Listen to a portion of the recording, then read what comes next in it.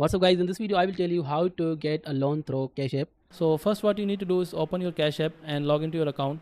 On the main screen you'll see the borrow feature. Tap on it to get started. At first you will be shown a small loan limit. In this example it's $25. Cash App explains that you can receive funds instantly, pay a flat fee and possibly qualify for higher limits later. Tap on get started to continue. Now choose how much money you want to borrow.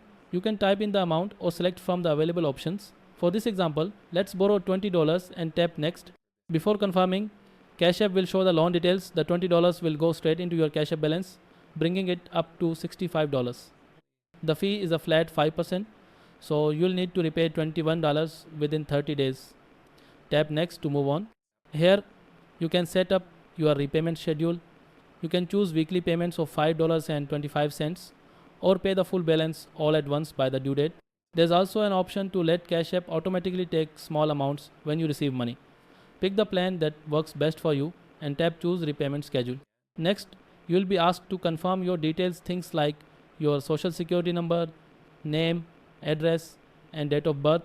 Review everything carefully and tap yes, it's correct. On the final screen, you'll see the full loan summary.